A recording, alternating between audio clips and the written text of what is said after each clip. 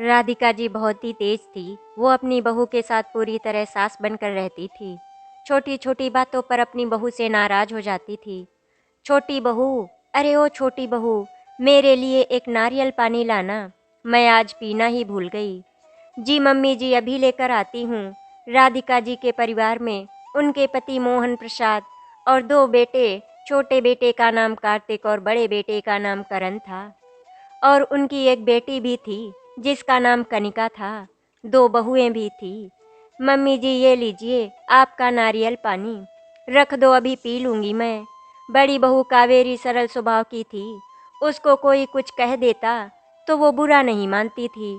छोटी बहू पूर्णिमा, वो भी बहुत ही अच्छे स्वभाव की थी, लेकिन अगर उसको कोई बात बुरी लगती तो वो पलट कर बोल देती थी। इसीलिए वो राधिका जी की नज़रों में खटकती रहती थी। हुआ कुछ यूँ था, करण के लिए लड़की देखी जा रही थी। जब राधिका जी का परिवार कावेरी को देखने गया तो वहाँ तो राधिका जी ने बहुत बड़ी बड़ी बातें मारी थी। उन्होंने कहा, मुझे कावेरी बहुत पसंद है। अब आप लोग बताएं। कावेरी के परिवार वालों ने भी हाँ कर दी। इसके बाद राधिका जी ने मनोरमा जी से कहा, आप चिंता ना करें, कावेरी हमारे घर में बेटी बन के रहेगी, कोई तकलीफ नहीं होगी उसे।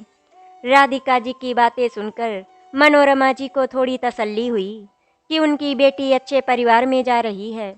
सब खुले विचारों के हैं। कनिका को भी कावेरी भाभी बहुत अच्छी लगी। इस तरह फिर कावेरी और करण की शादी तय हो गई। कावेरी अपने नए घर में दुल्हन बनकर आ गई। कुछ दिन तक तो सब कुछ ठीक चलता रहा। कावेरी को अपने नए घर में बहुत अच्छा लग रहा था। सभी लोग बहुत अच्छे थे।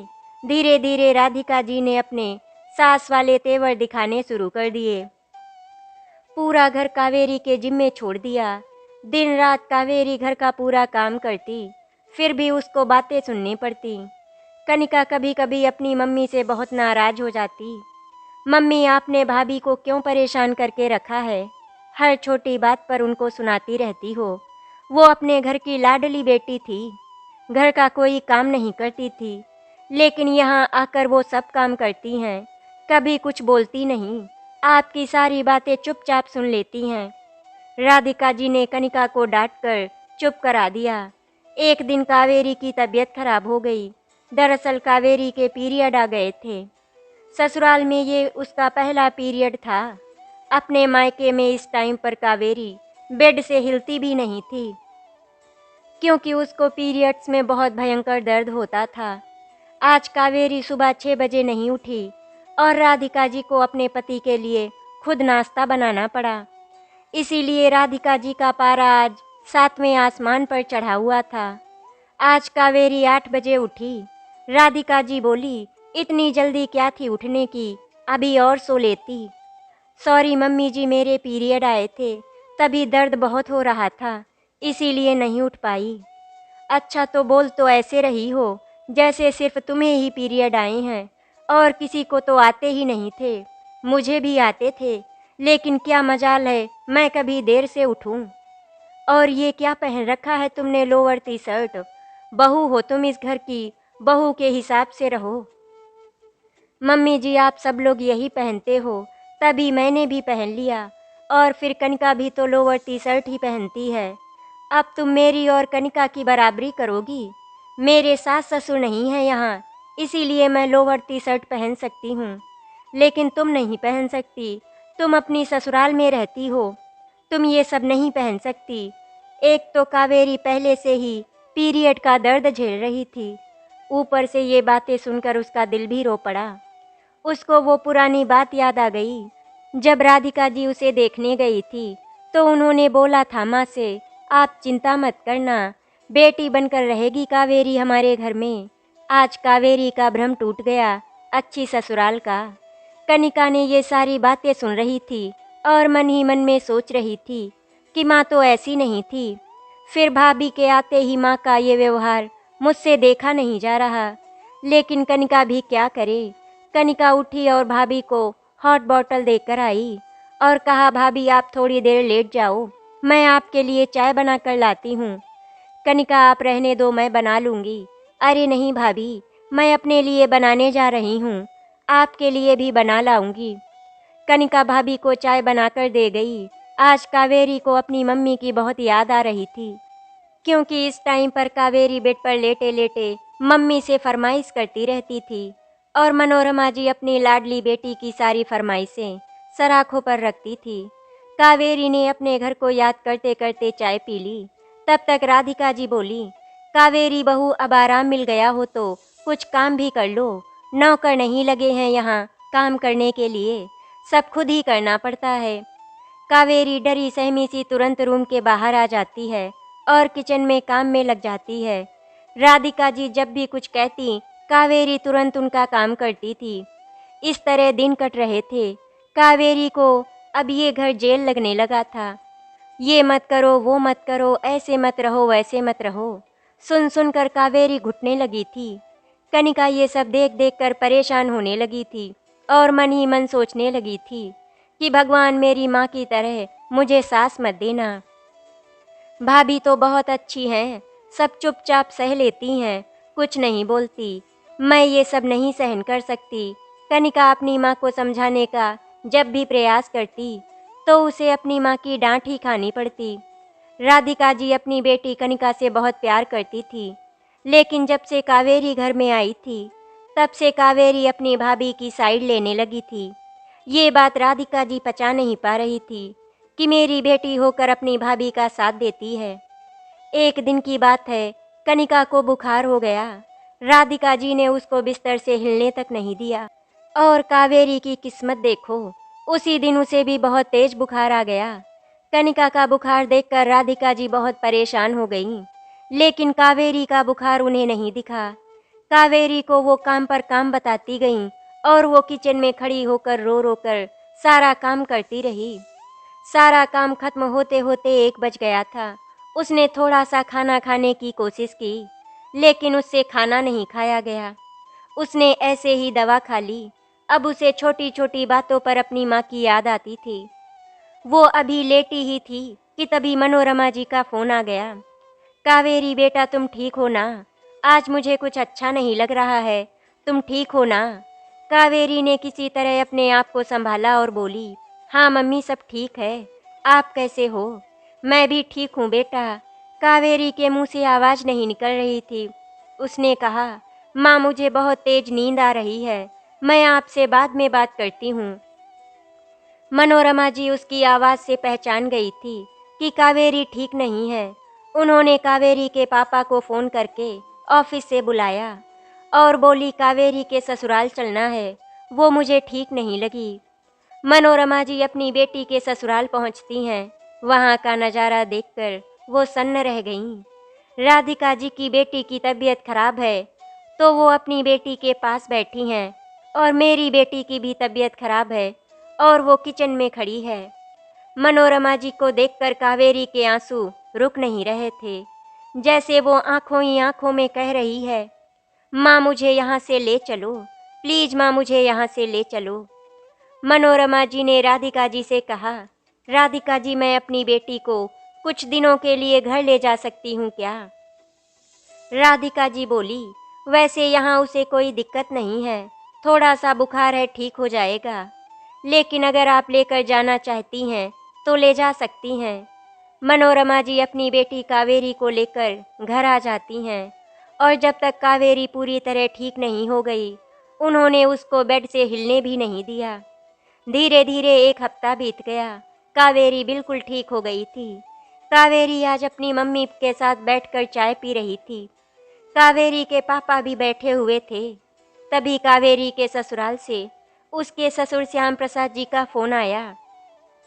बोले, बहू को अब घर छोड़ जाइए, अब तो ठीक हो गई है वो। तो कावेरी के पापा ने कहा, भाई साहब 2 दिन और रुक जाने दीजिए, अभी अभी तो वो ठीक हुई है। श्याम प्रसाद जी ने हाँ कर दिया, लेकिन राधिका जी ने घर में तांडव मचा दिया। जब 1 हफ्ते के लिए लेकर गए थे तो 2 दिन और क्यों? मुझे भेजना ही नहीं चाहिए था। अरे भाग्यवान, गुस्सा क्यों कर रही हो? आ जाएगी बहू 2 दिन बाद। राधिका जी ने गुस्से में मनोरमा जी को फ़ोन किया और कहा, भेजना है तो आज ही भेजो, नहीं तो रखो उसे अपने पास ही, यहाँ पर भेजने की कोई ज़रूरत नहीं है। राधिका जी की बातें सुनकर मनोरमा जी, कावेरी और उसके पापा रोने लगे और रोते रोते अपनी बेटी को ससुराल छोड़कर चले गए। आज कावेरी के पापा घर के अंदर नहीं आए, बाहर से ही वापस चले गए। कावेरी अपने आंसू पोंछते हुए घर के अंदर आ गई, कपड़े चेंज किए और किचन में काम करने लग गई। घर में सिर्फ राधिका जी की चलती है। कावेरी किचन में रोती रोती काम कर रही थी। खाना बन गया, सबने मिलकर खाना खाया और फिर सब अपने अपने रूम में सोने के लिए चले गए। अगले दिन से कावेरी थोड़ी नॉर्मल हुई। शाम का समय था, सब हॉल में बैठकर बातें कर रहे थे। छोटे बेटे कार्तिक की शादी की बातें हो रही थी। कार्तिक अपनी पसंद की लड़की से शादी करना चाहता था। थोड़ा सा राधिका ने नानुकुर किया और फिर मान गई और शादी तय हो गई। कार्तिक की पत्नी पूर्णिमा पहले भी कई बार घर आ चुकी थी। वो जींस टॉप पहनती है, ये बात राधिका जी अच्छे से जानती थी। राधिका जी ने मन में सोचा, जब वो यहाँ घर आएगी तो जींस टॉप पहनना छोड़ देगी। कार्तिक की शादी धूमधाम से पूर्णिमा से हो गई। पूर्णिमा घर की बहू बनकर आ गई। थोड़े दिन तक सब ठीक ठाक रहा। आज पूर्णिमा लोअर टी शर्ट पहनकर कमरे के बाहर आ गई। राधिका जी को ये बर्दाश्त नहीं हुआ और बोली, तुम लोग आज ध्यान से सुन लो, ये कपड़े पहनने का तरीका तुम लोगों का मुझे बिल्कुल भी पसंद नहीं, इसीलिए ढंग से कपड़े पहना करो। राधिका जी का टोकना बहुत बढ़ गया था। हर छोटी बड़ी बात पर वो कहने लगती, ऐसे नहीं, ऐसे करो, ये मत करो, वो मत करो। दोनों बहुएं बहुत परेशान हो गई थी। वो लोग राधिका जी को कुछ नहीं कहती थी। दोनों बहुएं राधिका जी का सम्मान करती थी, उन्हें कोई काम नहीं करने देती। पूरा घर राधिका जी के हिसाब से चलता था। राधिका जी को अपने पैसे का बहुत घमंड था। उनका ये मानना था कि घर का सारा राशन पानी उनके पति की कमाई से आता है, इसीलिए वो कुछ नहीं करेंगी। वो अपनी बहू को बहू का दर्जा नहीं बल्कि घर की नौकरानी समझती थी। धीरे धीरे ऐसे ही दिन कट रहे थे। राधिका जी सुनाती रहती और बहुएं सुनती रहती थी। एक दिन की बात है, बाहर घूमने जाने का सबका प्लान बना और छोटी बहू पूर्णिमा ने आज जींस टॉप पहन लिया। राधिका जी के तन बदन में आग लग गई। राधिका जी पूरा टाइम अपनी बहू से चिढ़ी चिढ़ी घूमती रहीं। एक दिन राधिका जी बोली, तुम ये कैसे कपड़े पहनकर हम लोगों के साथ घूमने गई थी? तुम्हें जरा सी भी शर्म नहीं आई? तुम्हारे ससुर भी तुम्हारे साथ थे। पूर्णिमा ने कहा, मम्मी आप तो सब जानती थी कि मैं जीन्स टॉप पहनती हूँ, मुझे अच्छा लगता है जीन्स टॉप पहनना। तब तो आपने मुझे नहीं कहा था कि ससुराल में आकर तुम्हें जीन्स टॉप नहीं पहनना है। राधिका जी बोली, मैंने तो सोचा था तुम यहाँ आकर यहाँ के हिसाब से रहोगी, जीन्स टॉप पहनना छोड़ दोगी। मम्मी, मैंने तो सोचा था कि आप आज के ज़माने की सास हैं, मुझे नहीं पता था कि आप इतने पुराने ख्यालात की हैं। आप तो नए ज़माने के हिसाब से कपड़े पहनने लगी, एकदम मॉडर्न बन गई। लेकिन आप ये क्यों चाहती हैं कि हम पुराने ज़माने के हिसाब से रहें? मम्मी जी, हमारी भी लाइफ है, हम अपने हिसाब से कपड़े क्यों नहीं पहन सकते? मम्मी, जब मैं अपने घर से आ रही थी इस घर में दुल्हन बनके, तब हमने सोचा था आपके अंदर भी माँ का दिल होगा, लेकिन मैं गलत थी। मैं भूल गई थी सासू माँ कभी माँ नहीं बन सकती। इतना बोलकर पूर्णिमा रोते रोते अपने कमरे में चली गई। राधिका जी पर तो जैसे कोई फर्क ही नहीं पड़ा। उन्होंने बड़ी बहू कावेरी से खाना मंगाया और अपने रूम में आराम से बैठकर खाने लगी। खाना खा के राधिका जी आराम से सो गईं, लेकिन राधिका जी ये भूल गई थी कि उनकी भी एक बेटी कनिका इसी घर में रहती है, जो ये सब देख रही है। कनिका के ऊपर उसकी माँ के इस तरह के व्यवहार का बहुत बुरा असर पड़ रहा था। कनिका बड़ी हो गई थी, उसके लिए लड़का देखा जाने लगा। कनिका को जब ये पता चला तो उसने शादी करने से मना कर दिया। श्याम प्रसाद जी बहुत गुस्सा हुए। फिर कनिका ने कहा, पापा, मैं शाम को आप लोगों से कुछ बात करना चाहती हूँ। शाम को करण, कार्तिक और श्याम प्रसाद जी सब लोग आ गए। कनिका ने उनको अपने रूम में बुलाया और बोली, पापा, आप मेरे लिए लड़का देख रहे हैं, ये बात ठीक है, लेकिन मैं अपने ही घर के माहौल को देखकर बहुत डर चुकी हूँ। जैसी लाइफ भाभी लोग जी रही हैं, अगर मुझे भी वही लाइफ जीनी पड़ी तो मैं अपने ससुराल में नहीं रह पाऊंगी। पर बेटा बात क्या है वो तो बताओ। पापा और मम्मी आप दोनों ने कभी अपनी बहुओं से पूछा है कि वे इस घर में खुश हैं या नहीं? उन्हें कोई तकलीफ तो नहीं? आप दोनों अकेले बाहर चले जाते हैं किसी न किसी बहाने से, कहीं सब्जी लेने, कहीं कुछ सामान, कहीं कुछ। मम्मी एक हफ्ता घर से बाहर ना निकले तो उनका दम घुटने लगता है। लेकिन कभी भाभी से ये कहा कि बेटा तुम लोग महीनों घर के अंदर रहती हो, कहीं बाहर जाना हुआ करे तो घूम आया करो अपने अपने पति के साथ। और हाँ, यहाँ पर गलती भैया की भी है। क्या उन्हें नहीं सोचना चाहिए कि उनकी वाइफ घर से बाहर नहीं निकलती तो उनको ही कभी कभी बाहर ले जाना चाहिए? मैं मानती हूँ अपनी पूरी फैमिली के साथ भी जाना चाहिए, लेकिन कभी कभी भाभी का भी मन करता होगा कि वो कुछ टाइम अपने पति के साथ घूमने जाएं। पापा भाभी को ये घर घर नहीं जेल लगता है, ये मैं महसूस कर सकती हूँ, क्योंकि कल को मुझे भी किसी और के घर जाना है। आप खुद बताओ पापा, फैमिली टाइम और हस्बैंड वाइफ का टाइम बैलेंस करके रखना चाहिए या नहीं? दोनों ही बहुत ज़रूरी हैं। मम्मी आप खुद बताओ, आपने भाभी से कुछ काम कहा हो और भाभी ने मना किया हो? मैंने तो ऐसा होते हुए आज तक नहीं देखा। हाँ बेटा, मना तो नहीं किया, लेकिन मैंने तो बहुत बार मना किया आपका काम करने से। तब तो आपने कुछ नहीं कहा मुझे, और वो काम आपने खुद कर लिया। राधिका जी चुपचाप सुन रही थी ये सब। कनिका ने कहा, मम्मी एक बार मेरी और भाभी की तबीयत एक साथ खराब हुई। आप मुझे सब बेड पे दे रही थी, लेकिन कावेरी भाभी उनको भी बुखार था। वो किचन में काम कर रही थी।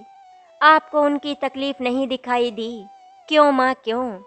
पापा आप तो समाज में रहते हैं, आप तो सबके साथ उठते बैठते हैं। आपको नहीं पता क्या कि आजकल के बच्चे क्या चाहते हैं? भाभी के आने से माँ पूरी तरह बदल गई। खुद जीन्स टॉप पहनने लगी, लेकिन भाभी को मना कर रही हैं क्यों? क्योंकि उनके ससुर जी हैं अभी, और मम्मी के ससुर जी यहाँ नहीं हैं, तो वो कुछ भी पहन सकती हैं। उनको पूरी आज़ादी है कुछ भी करने की। लेकिन जो लड़की अपने ससुराल में रहती है सास ससुर के साथ, उसको ये lower T shirt jeans top पहनने का हक नहीं है। मम्मी पापा, शायद आज आप लोगों को मेरी बात अच्छी नहीं लग रही होगी, लेकिन आज मैं अपने अंदर का सब निकाल देना चाहती हूँ। मम्मी अभी तो भाभी लोगों की एज है ये सब पहनने की। आज नहीं पहनेंगी तो कब पहनेंगी? आप दोनों आज में जीना चाहते हैं तो बहुओं को 50 साल पीछे क्यों धकेल रहे हैं? आप लोग खुद बताओ मुझे। मम्मी आपके यहाँ ससुर नहीं है तो आप आज़ाद हो कुछ भी करने के लिए।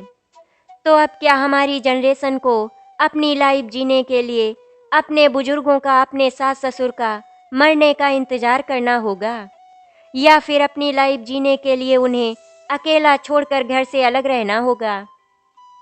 मम्मी पापा, बहुत से बुजुर्ग इसीलिए अकेले रह जाते हैं क्योंकि वो अपने बच्चों को समझने की कोशिश ही नहीं करते। मम्मी, उनके jeans top lower T shirt में क्या खराबी है? और माँ, सिंपल सी बात है, अगर वो अपने परिवार के साथ बाहर जाएंगी तो तभी तो पहनेंगी ही। घर पर तो जीन्स टॉप कोई नहीं पहनता। आप भी कभी कभी बाहर जाते हो तो जीन्स टॉप पहनते हो ना? मम्मी, मैं 9 बजे सोकर उठूं या 10 बजे कोई दिक्कत नहीं, लेकिन अगर गलती से भाभी कभी लेट उठी तो घर में बवाल हो जाता है। आखिर क्यों? माँ, वो भी तो अभी बच्चे हैं, उन्हें भी तो ऐसा लगना चाहिए कि अगर गलती हो गई तो उन्हें डांट नहीं पड़ेगी। मम्मी, जैसे मैं आपके लिए, पापा के लिए उनकी बेटी हूँ, वैसे ही वो भी तो पापा की बेटी हैं। अगर पापा को मेरे कपड़ों में कोई दिक्कत नहीं तो भाभी के कपड़ों में क्यों? आप मेरी मम्मी हो, आपको मेरी तकलीफ समझ में आती है। मैं तो कोई भी काम नहीं करती, फिर भी आपको मुझसे कोई दिक्कत नहीं। वैसे ही भाभी भी तो आपको मम्मी ही बुलाती हैं, तो आपको उनकी तकलीफ क्यों नहीं दिखती? आप खुद सोचो मम्मी, जैसे आप कपड़ों को लेकर मन मार कर रहीं, वैसे ही आप अपनी बहुओं के साथ भी करेंगी। उन्हें भी अपनी छोटी छोटी खुशियों के लिए मन को मारना पड़ेगा। सोचो मम्मी, जब वो बाहर निकलेंगे सबको वही कपड़े पहने देखेंगी और खुद वही नहीं पहन सकेंगी तो उनके दिल पर क्या बीतेगी? वो मन में यही सोचेंगे, मेरी भी ऐसी फैमिली होती जो रोका टोकी नहीं करती। बस यही कारण है पापा, मैं शादी नहीं करना चाहती, मैं किसी जेल में नहीं जाना चाहती। और हाँ माँ, मैं आज कह रही हूँ, मुझे आप जैसी सास नहीं चाहिए, लेकिन आप जैसी माँ की तरह सास चाहिए। आप माँ तो बहुत अच्छी हैं पर सास नहीं। मुझे माफ़ कर दो मम्मी। आज राधिका जी की आंखों से आंसू बहे जा रहे थे। उन्हें अपनी गलती का एहसास हो गया था। राधिका जी मन ही मन में सोच रही थी कि उनकी छोटी सी बेटी कनिका ये सब समझ गई और वो लोग इतने बड़े होकर भी ये सब नहीं समझ पाए। हमारी बहू भी तो इंसान है, उसे भी तकलीफ होती है, उनका भी मन करता होगा बाहर घूमने फिरने का, लेकिन हमने तो उनको घर से बाहर कभी निकलने ही नहीं दिया। मैंने एक औरत होकर अपनी बहू की तकलीफ को नहीं समझा, हमेशा उनके साथ नौकरों की तरह व्यवहार किया। वो लोग कुछ अच्छा करने की कोशिश भी करती तो भी मैं उन्हें डांट देती। छोटी छोटी बातों पर रोका टोकी की, जो कि बिल्कुल सही नहीं था। हम सास बनते ही ये भूल जाते हैं कि हम भी कभी बहू थे। आज मेरी बेटी कनिका ने कितनी सफाई से मेरी गलतियों का मुझे एहसास करा दिया।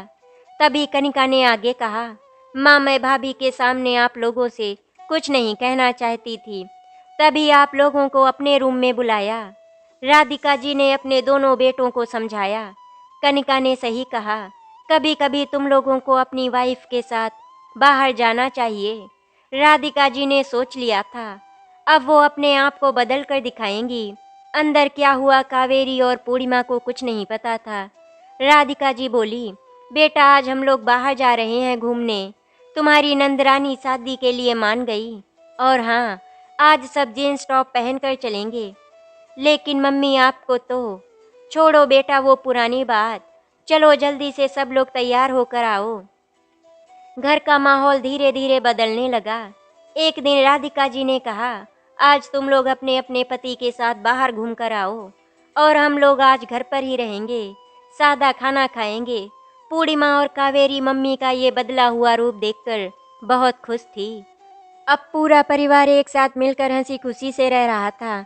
आज एक सास अपनी बेटी के फैसले की वजह से बहू की भी सास से माँ बन गई थी। आज नंद का फैसला भाभी के लिए वरदान बन गया था। आशा करती हूँ आपको हमारी कहानी अच्छी लगी होगी। अगर आपको हमारी कहानी अच्छी लगी तो वीडियो को लाइक एंड शेयर करें, चैनल को सब्सक्राइब करें। वीडियो देखने के लिए आपका धन्यवाद।